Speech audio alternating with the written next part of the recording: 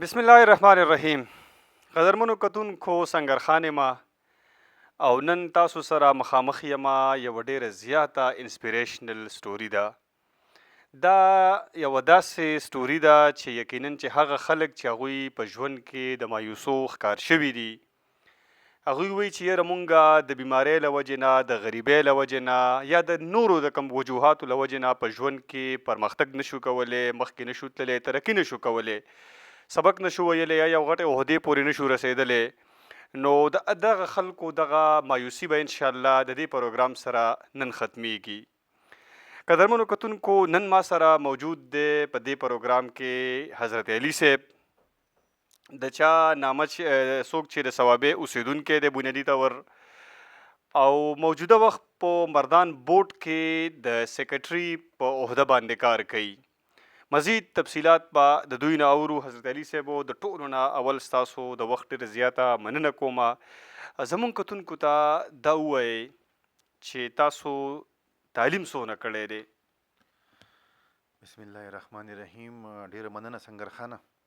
او تعلیم خو د ډیګرۍ لحاظ سره مې شکر الحمدلله د پاکستان چې ټولو نه کومه هایست ډیګري د پی ایچ ډي په باټني کې، او پی ایچ ډي مې الموسټ بس کمپلیټ ده، او خپله اسوسییټ پروفیسر یم د باټني، او پریزنټلی تاسو څنګه ووایي دلته کې د سیکرټري مردان بورډ کار کوم. ښه، حضرت علي صاحب دا راته ووایئ چې ستاسو معذورۍ یو ټکی به استعمال کړمه، نو دا کم قسمه معذوري ده؟ دا تاسو کم وخت کې د باندې دا اټیک وشو؟ دا پولیو ده. پولیو د ماشوموالي کې چې کله ماشومان باندې فالج راځي هغې ته پولیو وایي، او دا تقریبا زما ته خو نه شي یاد، خو زما د والدینو مطابق د 2 کالو عمر کې ماته دا پولیو شوي وه. ټیک ده. ښه، د هغې نه بعد بیا تاسو سکول ته تللی، تاسو بیا کالج ته لاړئ، بیا یونیورسټۍ ته لاړئ، څه رکاوټونه، څه مسلې مخې ته راتلې؟ او ډیفینټلی رکاوټونه خامخا راتلل. نن زموږ چې کوم پاکستان د سوسایټي ده، بیا د پښتونخوا چې په دې کې لکه موږ یو داسې هغه ویل ډیولپ کنټري نه ده زمونږ یا صوبه، په دې کې خو یو چې کوم نور روغ سړی وي هغه ته هم خامخا رکاوټونه راځي. زما په شان سړي ته خو به خامخا راتله، خو زما والدین الله دې زما او د جیو بخي، او زما مشران درونه، هغوی مال داسې سپورټ راکړی مورلی چې لکه یو انکرجمنټ چې لکه زه داسې پرېښی یم چې شابه ته به خپل سبق وې.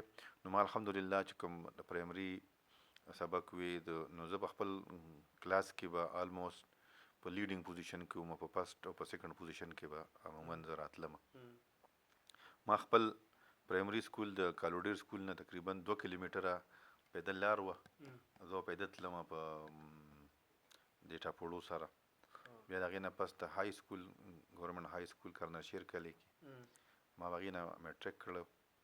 صوابۍ پوسټ ګریجویټ کالج چې دی، نو هلته نه مې بي سي پېښور یونیورسټۍ نه بیا ایم ایس سی باټني، او بیا بي ایډ د آی ای آر نه، ایم فل او پی جي ټي مې بیا د اسلامیه کالج یونیورسټي پېښور نه وکړه. ټیک ده.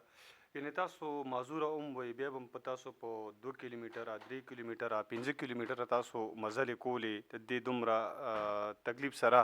د هغې نه علاوه زمونږ په معاشره کې چونکې تاسو خبره وکړو چې مونږ ډیولپ خلک نه یو د سوچ لحاظ سره، نو همیشه لپاره مونږ کم خلک چې معذوره وي هغوی ته د قدر په نگاه سره نه ګورو. تاسو چېرته کې داسې په یونیورسټۍ کې، په کالج کې، په خپل کلي کې، په خپل چمګاونډ کې داسې څه محسوس کړي دي چې یاره دا خلک ستاسو نه ځان ساتي یا ستاسو مذاق وړاوئ؟ یاره داسې قرآن مجید یو آیات دی، هل یستوی الذین یعلمون والذین لا یعلمون، آیا علم والا او بغیر علم والا برابر کیدی شي؟ خدای پاک وایي نشي کیدی. نو داسې خلک چې هغوی په دې خبره پوهېدله، هغوی ما ته همیشه د قدر په نظر کتلي دي. او یو سړی دی هغه په دې اهمیت نه پوهېږي چې زه دې سړي له څنګه ریسپانس ورکړم، هغه نه موږ دغه ګیله نشو کولی، چونکې دا د ډیولپ کنټریز نه همیشه روډ کراس کولو کې او دغه کې، نو هغه د ګاډو ډریورانو عام خلکو، نو هغوی داسې دغه نشي کولی چې ورېږه دا هغه سوچ نه لري چې یاره دا سړی روان دی او دته چې کوم دی نو موږ لږه په فرق. البته ما یو 2 ویزیټونه ابراډ کړي دي. نو هلته ما دا محسوس کړه چې کوم خلکو به دا وکتل او ګاډي والا چې دا سړی دی او دا سپیشل پرسن دی یا مزوره دی نو ده به هغوی مال یو قسم له نورو نه په فرق باندې دغه راکړو. او زه دا سوچ لرم او دا امید لرم انشاءالله چې زمونږ صوبه کې به مو زمونږ پاکستان کې به هم داسې وي انشاءالله کېږي به چې موږ به داسې خلکو له حوصله ورکو هغوی له به په پریفرنس باندې فرق باندې ټایم ورکو ځکه چې دا خلک دې جوګه شي چې کوم زما غونته کې خلک دی چې هغه معذوره دی چې هغوی دې جوګه شي چې په معاشره کې یو نارمل او سکسیسفل لایف تیر کړي. نو هغې لپاره زه به کوم او زما په شان ستا په شان چې کوم نور خلک دي هغوی ته به دا ستاسو په چینل په وساطت سره دا درخواست کوم چې داسې خلک چې کوم دی نو دوی له سپورټ ورکړي، دوی وستایې، دوی د لارې وښایې چې دوی که ایجوکیشن په لاره کې که د هنر په لاره کې چې کوم د هغوی ته فیزیبل وي چې هغه شانته کې دوی اچیو کړي او د خپل لایف نارمل تیری چې په نورو خلکو باندې نه بوج کېږي. ټیک شو. حضرت علي صاحب بیا تاسو د پروفیشن ته راغلی استاذي م شروع کړه مختلف کالجز کې، نو دا راته ووایئ چې کم کم کالجونو کې تاسو ایز ا لیکچرر پاتې شوي بیا پروفیسر او بیا اسوسییټ پروفیسر؟ ما لومبې سټارټ چې اغستی و نو د ګورنمنټ ډګري کالج یکاغوند مومند ایجنسي کې ما هلته جاب سټارټ اغستی و د جاب خپل. هلته زه د بوټني لیکچرر ورته شوي ما څو 15-16 کاله ما هلته کې جاب وکړو او هغې نه پس ته زه پېښور ګورنمنټ کالج پېښور ته ټرانسفر شوم. نو زیات ته د نوکري ما زیاتتر په هلته کې کړې ده په ګورنمنټ کالج پېښور کې. او زما چې کوم ګرومینګ شوی دی بیا یا په ټیچینګ کې نو هغې کې هم د ګورنمنټ کالج چونکې ګورنمنټ کالج داسې یو کالج دی ټولې صوبې نه هلته کې کریم سټوډنټان راځي. بل د ګورنمنټ کالج سټاف زه به دلته نه د هغوی ګورنمنټ کالج سټاف چې زما کوم کولیګ وو هغوی ته به زه سلام پیش کوم چې هغوی مال داسې یو مورل سپورټ راکوو به ملګرو کې چېرې نو موږ الحمدلله په یو ښه پوزیشن باندې د هلته نه بیا په پېښور کې داسې نور کالجز چې زه ورته ټایم په ټایم سره ټرانسفر شوی یم صوابۍ ته لږ لږ ټایم له زیاته نوکري ما هلته کې په ګورنمنټ کالج پېښور کې کړې ده. ټیک. ښه دا راته ووایئ چې بیا د استاذۍ نه د پروفیسرۍ نه دې طرف ته څنګه راغلی او کله راغلی؟ دا پوسټ هم د استاذۍ پوسټ دی د موږ په دې کې د کنټرولر چیرمین صاحب او سیکرټري صاحب دا سیټ چې کوم دي نو دا زموږ د پروفیسرانو یا د ټیچینګ کیډر پوسټونه دي او دې ته موږ په ډیپوټیشن باندې راځو پر ټینور بیس پیریډ وي ده. ټیک ده. ښه دا راته ووایئ چې د دغې نه علاوه ستاسو عام طور په عام زندګۍ کې لایکس څه دي ډس لایکس څه دي؟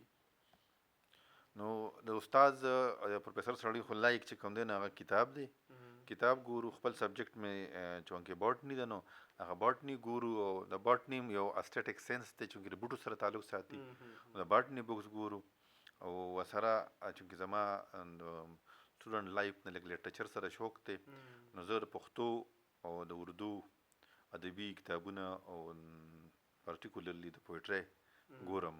ټیک ده.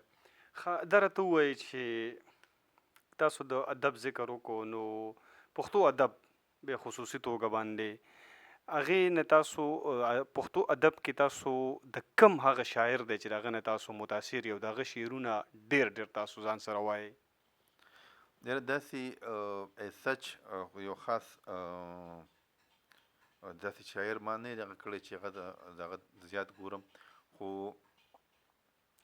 چې کوم کتاب ما ته د ګوتو راشي یا زه چې ته په سوشل میډیا په ټي وي باندې د چا څه غزل یا واورم نو هغه مې خوښ شي نو هغه کتاب پسې بیا کوشش وکړم او ځان له یا د یو شاعر چې دغه کتاب وګورم او د مې خوښ شي هغه بیا بل کتاب پسې کوشش کوم چې د ځان را پیدا. ښه دومره راته ووایئ چې په مشرانو شاعرانو کې کوم چې خوشحال بابا دی، رحمان بابا دی، عبدالحمید بابا دی، علي خان بابا دی، دغه مشران چې کوم دغه سکول ابتاړ چې کوم شاعران دي په هغوی کې هم څوک خوښ دی د چا شعر ډېر لولئ؟ په هغوی کې مې حمزه بابا خوښ دی. حمزه بابا داسې یو شاعر دی چې هغه د رومانیت باندې بیا پښتو له عزت له زیات فوقیت ورکړی دی. هغوی چې د هغې یو شعر دی ما ټیټ ورته لیمه کړو زما سر نه ټیټېدو شاید چې په ولپت کې هم افغان پاتې کېدم. داسې ډېرو ځایونو کې هغوی هغه کړي دي. نو د هغه د پښتنو چې کوم یو روایات دي یا د خدای یو خبره ده نو هغه پکې شته او نور د هغوی د دغه شاعري هم ډېره ښکلې ده. د که هغوی رومانیت ټچ کړی دی، که هغوی د سوسایټي حوالې سره خبرې کړي، نو د هغوی په مشرانو کې ما حمزه بابا ډېر خوښ دی. ټیک. حمزه بابا وایي چې د پښتو فطرت مې دومره عجیبه دی، که اسلام نه و نو هم به مسلمان وم. کشرانو شاعرانو کې بیا څوک داسې لولئ؟ د کشرانو کې خو پلیسو خان عابد صاحب او مې خوښ و. ساحل صاحب تقریبا ټول کتابونه ساحل صاحب مشرانو کې راځي. د ساحل صاحب کتابونه زیات تر ما سره تقریبا د هغوی چې کتابونه دي نو که ټول نه نو 50% یا 60% به دا کتابونه ما سره وي.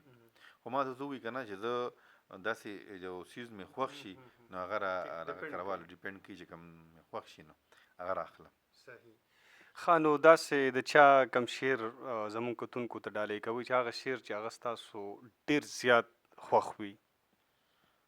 یو شعر به د سیال صاحب یو شعر دی چې د هغه د ادب نه علاوه ننني دور کل ته ډالۍ کومه چې ای سیاله نور د مټو په زور نه کېږي جنګونه، اوس وخت دی د شعور نه به مورچې جوړول غواړي.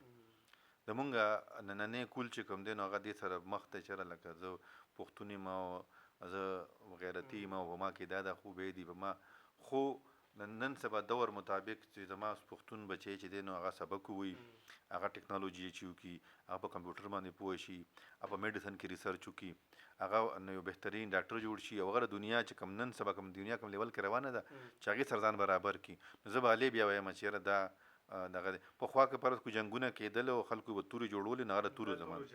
اوس چې دی نو تورو جنګ نه دی، اوس د ټکنالوجي دور دی، اوس د ایجوکیشن دور دی. موږ به جنګ نه کوو، جنګ دی اړو موږ ونه کوو، مقابله به ووایو چې زه دنیا سره مقابله کوم د نړۍ نورو ملکونو سره، زه به صرف او صرف په ایجوکیشن باندې کوم.